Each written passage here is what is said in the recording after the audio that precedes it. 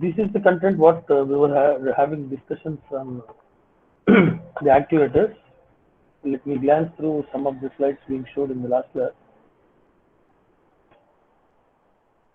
So this is the slide what was actually giving us an idea on the working of a robot. So rather, robotic system is actually this, wherein that is going to receive some set of instructions and it is going to deliver some set of targets.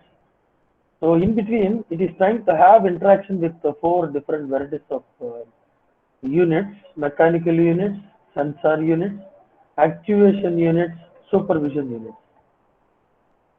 In the next slide, what exactly is being done with the support of those units? We'll be able to have a watch. Mechanical units are basically meant for handling degrees of freedom and mobility, dexterity, and task. In order to satisfy degrees of freedom, rotational and prismatic joints have been put in use. Then, in order to provide mobility, supporting structure have been put in use. Then, wrist has been accommodated in order to provide the flexibility, rather orientation aspects and all. When you want to take care of that is possible only with the wrist being accommodated to that. Then end effector, that is the one what is going to actually handle the task. Handling the task in the sense, say picking up an object or maybe something like that on those grounds. When you try to see, it is going to take care of all those aspects. Okay. Then coming to the sensor unit, it is actually proprioceptive and exteroceptive. Two situations are there on that. So when it comes to the proprioceptive, it is dealing with the internal state. That means position and velocity kind of things it is going to sense. Then exteroceptive is actually dealing with external. That means force, vision, and proximity sensors. These are all the types of sensors what are going to be put in use over there. Then actuation units, when it comes to motors and motor control algorithms, these are the things what have been dealt over there. Motors are actually three varieties are there: electrical, hydraulic, and pneumatic. Okay, then coming to the supervision units, you have got two varieties over here. One is task planning and control. The next one is artificial intelligence and reasoning. So like how exactly a particular task to be completed by the robot and how the controlling mechanism for executing that particular task and all that are going to be supervised over here. Not only that, maybe for certain instances how the robot should react, even those instances also are going to be taken care over here. Okay.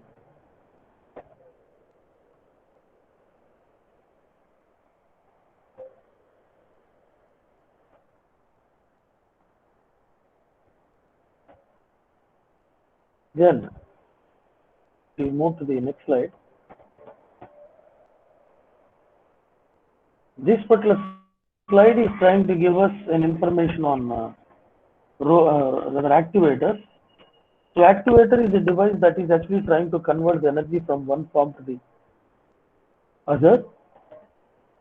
The process of that conversion is actually being referred as actuation. And of course, actuators are nothing but the drivers or the devices which are trying to produce some motion or action. Then it is going to have the controlling mechanism also in between. And one particular type of controlling mechanism would be opening or closing a valve. Okay, it is something like in our IC engines, we try to open the inlet valve for the air fuel mixer to admit in. I'm sorry, and we try to introduce spark in order to carry out the combustion. And of course, at the time of combustion being carried out, we try to close down the inlet valve, and soon after completing the combustion, exhaust valve will be opened to make those products of combustion to leave, or the gases which are all trapped in the inside the engine cylinder. Water is actually not being put in use. that has been which was trapped, and we will not be in a position to use them in any manner for further applications. What we have to do is we have to move that away. Only then we can make the inlet valve open and bring the fresh charge in. Bring the fresh charge into it. Okay. Uh, so anyway, to make you to understand the presence of valves opening and closing, even in the case of hydraulic and electrical type of actuator, it is going to have inlet valve and maybe not exhaust valve. It will be having two valves. Through one valve, the pressurized fluid will be admitted, and that pressurized valve will be made supplied to the actuator location, wherein it has to do certain action. So valve mechanism it is trying to make use of. Okay, so that is why this particular thing has come into picture. That's why you can imagine. Then the next portion of this particular slide is actually your actuator is going to receive input from two ends. One is through control signal, another one is actually through source of energy. It is something like say the mouse itself I can take. Now there is no wire being contacted, rather cordless mic is this. Sorry, mouse is this. This is cordless mouse. Now even with this I am able to do selections with the support of cursor on the screen and with the support of buttons available on this particular screen. Okay. So all this actually being done with the support of control whatever it is having signals, whatever is actually being passed on from here to the software of the system, whatever is for which it has been connected, and again from there to this particular software to this particular mouse again, that there is actually signal control signal is there. So I am able to control the cursor with the support of this particular mouse. But even for this, you need one what do you call power. That power is actually battery that is actually available over here. If you remove this particular power battery, it's not possible for you to use it. So that is how, if you want to make the actuator to function properly, it requires control signal as well as source of energy. Both are essentially required, without which it is not possible for us to handle the situations.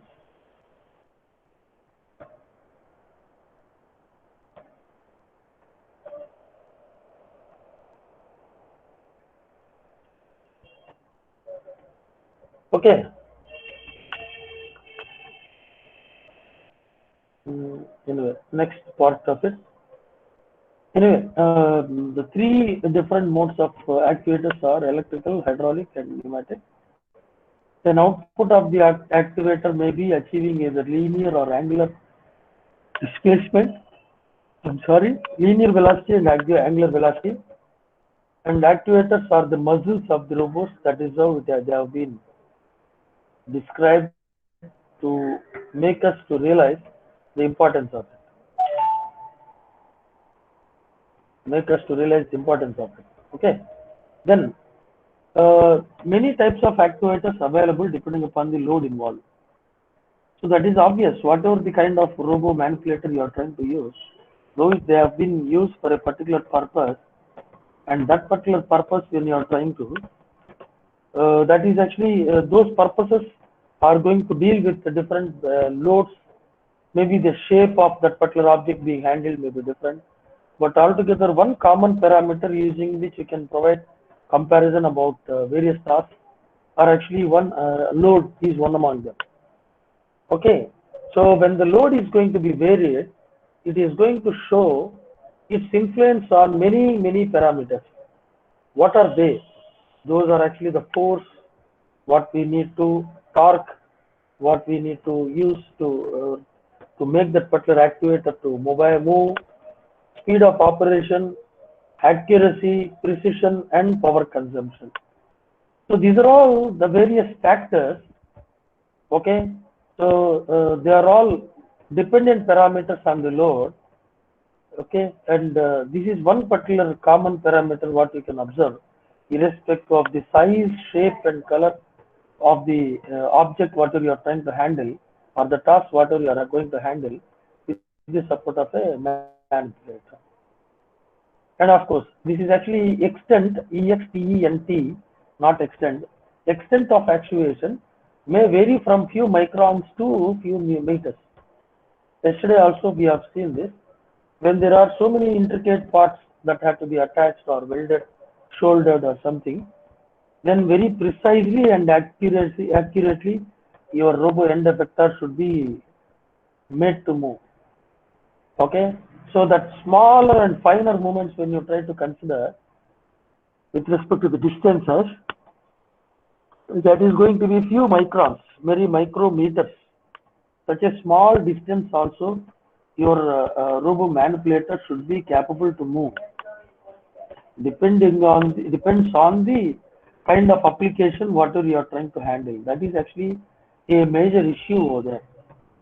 Okay, then the signal and anyway, this is actually the image pertaining to the fourth point being stated in the earlier slide. Actuator receives the information in the form of a signal, as well as it is going to get the energy to make that to implement that particular signal being received by it. It needed energy, and that energy is going to be received separately. Altogether, soon after receiving an instruction and the energy, that is going to produce motion and the force. Okay. Anyway, I think we were at this particular slide. This particular slide can be applied to any kind of design requirements. Like suppose if you are given a task of designing a particular object, then you are going to identify the attributes or the properties you wanted to incorporate to that particular product. So if you want to incorporate those qualities in that particular product, you should be in a position to identify them. And when you have identified that particular portion, you should also be in a position to judge properly that what aspect if you satisfy or what feature if you incorporate, that attribute can be satisfied. Okay, so this is one of the sample kind of analytical procedure or analysis approach that have been implemented by some author. The attributes by him being identified was high top speed, acceleration, pushing and pulling ability, maneuverability, accuracy, obstacle handling, then climbing ability, then of course reliability and durability and ease of control. If you try to see those attributes by the side of that, you can see some of the features that you should be in a position to implement in your design. Only then it is possible for us to satisfy in making that particular attribute to be available with the final robot. Okay, so let us see one or two out of this. High top speed when you want to provide. High power is one among the features your robot should be possessed with. Low losses, say you might identify certain losses, and all those areas of losses you should properly identify, and you should ensure that those losses have been minimized. Right gear ratio, as you all know, gear ratio is going to take care of the torque to be transmitted. Okay, it is the ratio of driving wheel to the driven wheel, or something maybe over there.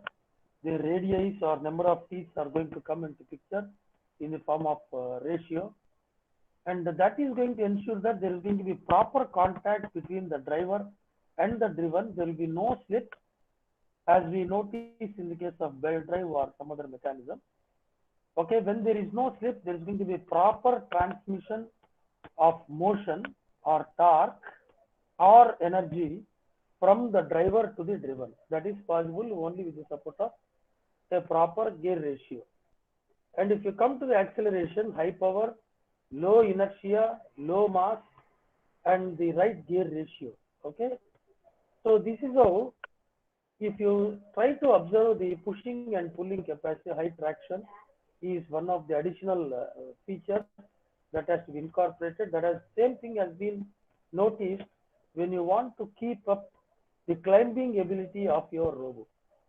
So likewise, your based on the purpose and the locations wherever you are trying to put in your robo, you are going to identify the attributes, the qualities, what all you wanted to incorporate in your robo. Based on the type of attribute, your requirements or the features that you need to incorporate are going to be.